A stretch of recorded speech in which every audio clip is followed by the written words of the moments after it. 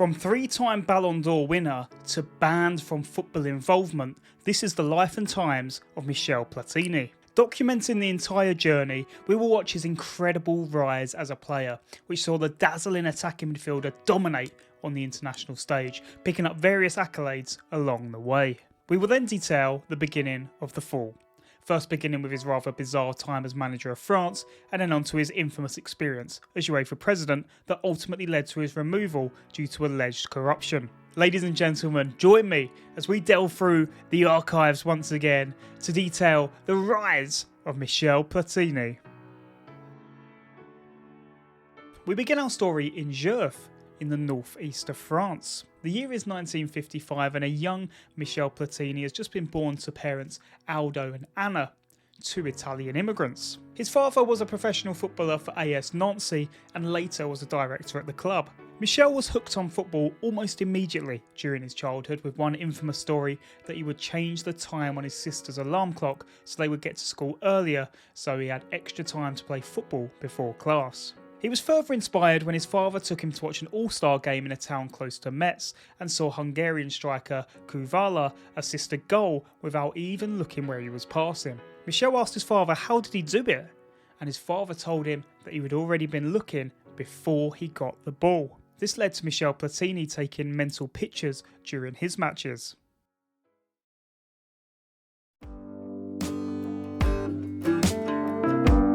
In 1966, aged just 11, Platini joined his local football team, AS Gers. A few years later, and Gers' junior team took on FC Metz juniors, who were in the first division at the time. Platini impressed in the match and was invited for a trial at the club, but he missed out due to injury. A couple of years later, a trial at Metz was offered again, and this time Platini was able to make it. Only this time he experienced breathing difficulties, which caused him to faint and ended any hopes of joining his boyhood club. However, the disappointment would be short-lived, as at age 17 he joined AS Nancy. Good performances in the reserve saw him almost called up to the first team until injury plagued him once more, and he spent most of the rest of the season out injured. Fortunately, he regained fitness just before the close of play and made his debut for the club in May 1973. The following season saw Platini involved more often from the outset. In March 1974 though, he broke his arm and it ruled him out for the rest of the season, which ultimately led to Nancy being relegated. However, this may have been a blessing in disguise, as the following season was a real breakthrough year for Michel Platini. 30 goals in 38 matches established himself as the key player in their team. The stellar individual season also culminated in his first taste of silverware, as Nancy picked up the second division crown and an immediate return to France's top league. The question now though was whether Platini could handle the step up, but any doubts on that front were quickly washed away as the attacking midfielder scored 28 goals across 38 matches as Nancy finished in mid-table. These impressive performances saw Platini seen as one of the top talents in the world. He picked up French Player of the Year aged just 21, and France were ready to call him up to their national team.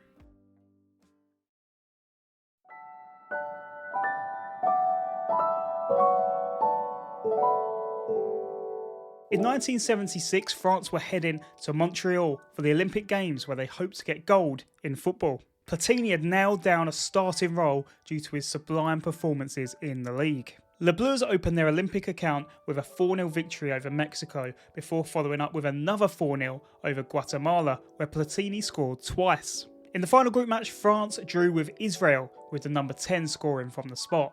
In the knockouts, they would face East Germany, who battered France to say the least, winning by 4-0. While the tournament had not gone to plan on a collective level, Platini showed that he could handle the step up to international football, taking to it like a fish to water. Following the tournament, Platini headed back to Nancy, where he was awarded with a new contract. The 2 seasons that followed marked a major improvement of the fortunes of AS Nancy, as they went from relegation candidates to finishing 4th and 6th in the following 2 seasons. Another French Player of the Year award followed for Platini as the goals continued to flow. By this point, he was not only the key player in the team, but also the captain, and greater accolades were almost bestowed on him as he finished third in the European Player of the Year. It was at this moment where clubs from around Europe began circling for his signature, including Juventus, Inter Milan, Barcelona and Arsenal. Before any of that though was his next great step up, the World Cup.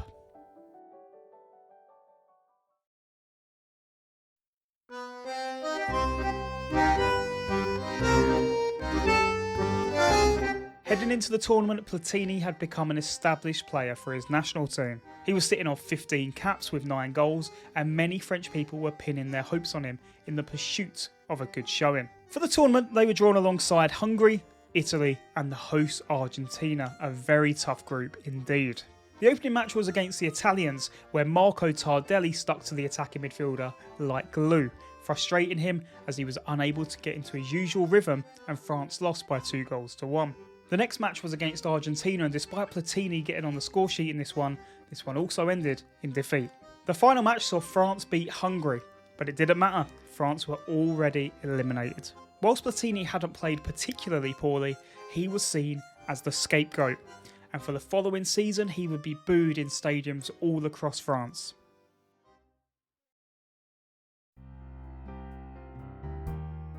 Once more, Platini headed back to Nancy, but this would be his final season at the club. Unfortunately, this season was blighted by injury, as well as jeering from opposition fans, as he finished on 12 goals in 19 matches. Despite this though, Platini kept up his eccentric personality, which saw him often letting off firecrackers on away days and pretending to be dead. There's nothing quite like thinking your captain is dead to galvanise team spirit. The real conundrum though was, where would Platini end up? Maybe in England or Spain or Italy? No, not quite. He was heading to Saint-Etienne. To be fair, they were one of France's greatest teams at the time, and any concerns he might struggle away from Nancy were quickly erased, as he scored 26 goals in his debut season, including 5 goals in 7 matches in Europe. During this season too, despite the incessant scapegoating, he was made captain of France. To their shame though, they missed out on qualifying for Euro 1980.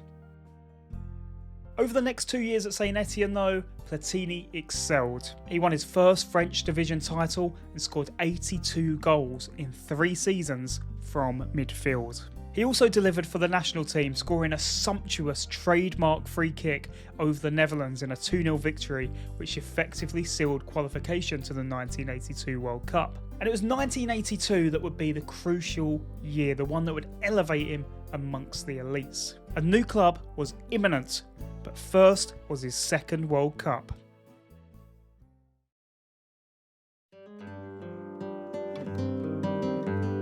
France drew Czechoslovakia, England and Kuwait at the 1982 FIFA World Cup. After a losing start to England in the group, France eventually found their way, with Platini finding his shooting boots against Kuwait in a win. Now this was around the time that FIFA was experimenting with the terrible idea of a second group stage, which is what came next as they were drawn alongside Austria and Northern Ireland here. This was a rather fortuitous draw given the level of opponents in their group, and they won both matches comfortably. Next was the semi-final against West Germany, a match described by Platini as his most beautiful game. After initially falling behind, France levelled from the spot, with of course that man getting the goal.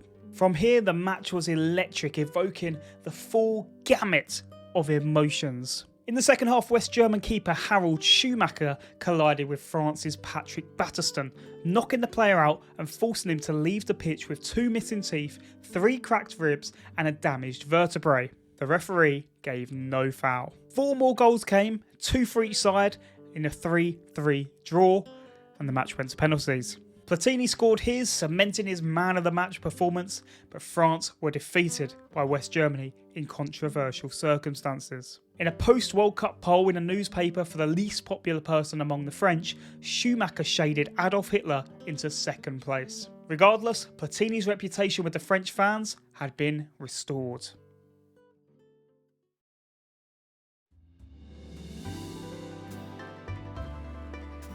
As stated, Platini ran down his contract once again and was free to join a new club, and this time he swapped France for Italy as he joined Juventus. Inheriting the number 10 shirt, Platini's move would not be straightforward initially. See, he had joined a team full of Italians who had just won the 1982 World Cup, and the media was ruthless in their assessment that Platini was a level below the Italian standard. By winter, Platini was heavily considering a move away, but a change in tactics brought a change in impetus for the Frenchman. He ended up finishing on 28 goals as Juventus recovered their season, winning the Coppa Italia, the first piece of silverware abroad for Platini. The following season would yield even greater joy for the attacking midfielder as he won his first Serie A and his first European trophy in the Cup Winners' Cup, the precursor to the UEFA Cup and then the Europa League. On a personal level, this was Platini's most successful too, as he picked up his first Ballon d'Or aged 28 years old. He was hitting levels of form not yet seen, rivaling the likes of Pele and Cruyff as one of the greatest players of all time, and his best was about to arrive.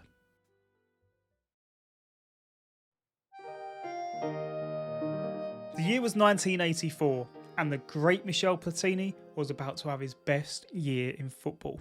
Having just won Serie A and the Cup Winners' Cup, he was heading for the Euros. France were drawn into a group alongside Belgium, Denmark and Yugoslavia. The opening match saw them face the Scandinavians, who frustrated Le Bleus until Platini broke the deadlock to win the match 1-0. The following match saw France take on Belgium, where again Platini was on fire, a perfect hat-trick in this one as they ran out 5-0 winners. In the final match over Yugoslavia, despite falling behind early on, Platini once again netted a perfect hat-trick from midfield, taking France's record to 3 wins from 3, and Platini was on 7 goals in 3 matches. Into the knockouts, and they would take on Portugal, and a close game would follow that would lead the nations into extra time. With just 2 minutes remaining until penalties, Platini won it for his nation with a deft touch to set himself and a finish to boot. France were heading to the final. A date with the host Spain was in order for Platini's crowning moment. The opening goal came on the hour mark,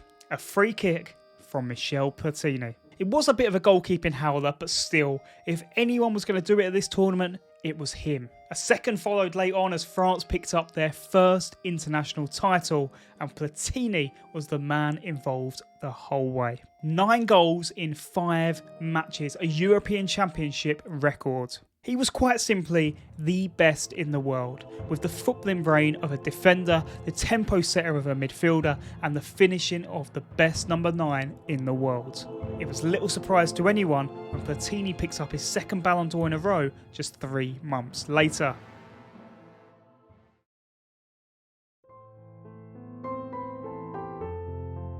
Back at Juve, and the number 10 picked up where he left off, a 3rd straight top scorer award and success again on the European front. Platini inspired Juventus to their first ever European Cup, where he himself was top scorer and of course was the match winner in the final. To say Platini was the best in the world at this time would be an understatement. That was unequivocal. The real question was, how close was he to being the best player of all time? Well, he certainly had the CV for it. A winner of every league and domestic cup he had played in, and now a winner of the Euros and the European Cup. And right around the corner was his 3rd Ballon d'Or in a row, equaling the great Johan Cruyff. The Frenchman was truly one of the greats. However, the 1985-86 season was Platini's penultimate season in football, and for the first time it appeared clear that the Frenchman was past his peak. Notching 16 goals was still impressive, but it was his first season in 8 where he finished under 20 goals. The truth is that both age and lifestyle were beginning to play a part. Injuries were becoming persistent and the player had to regularly use injections to numb the pain, particularly from his groin. The breathing problems from when he was a youngster were only exacerbated by his penchant for smoking. In spite of this though, could he raise his level one last time for the 1986 World Cup in Mexico?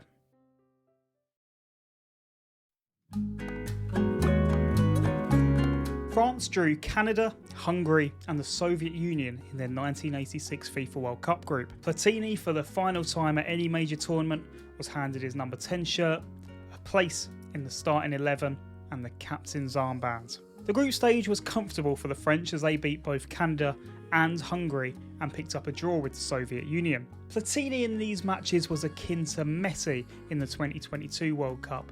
Limited movement, but unbelievable impact in small bursts. The knockouts were where he really exerted influence though.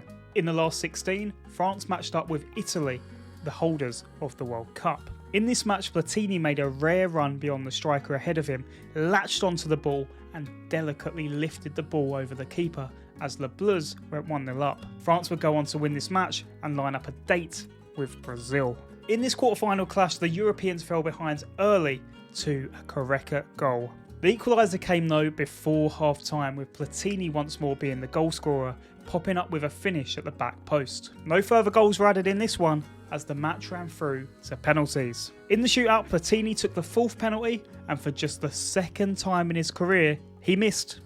But fortunately, France recovered and went through to the semi-finals. Here is where they would meet a great West Germany side, and despite being a difference maker throughout the rounds, Platini could not inspire his nation anymore, as they were defeated by 2-0. Once again, Platini would play no part in the 3rd place playoff, and thus his career on the international tournament stage was over.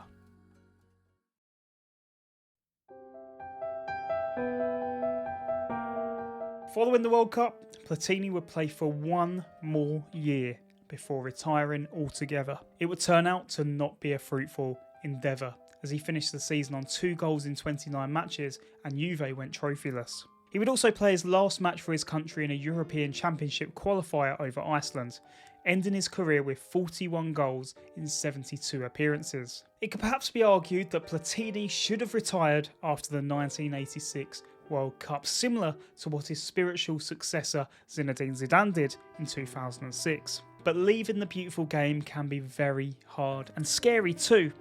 But fortunately for Platini, he was about to be very busy indeed.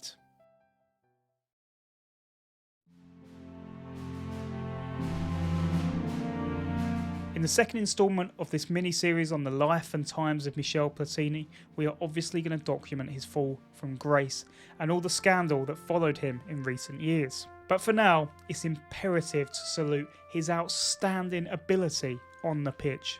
The man was a true artist of the game. He could pass, he could dribble as well as any great, and the sheer volume of goals he picked up from midfield were unheard of in his era. The man forgoed physical acumen, instead focusing on developing his technique, particularly from dead ball situations, and his mental attributes, boasting one of the best footballing IQs of all time. He once remarked that he did not compete in the 5,000 metres at the Olympics, showing how he thought fitness training was superficial. In reality, we should hear so much more about Michel Platini, the maverick, the magician, one of the great pillars of football. But due to his off-field conduct, we don't.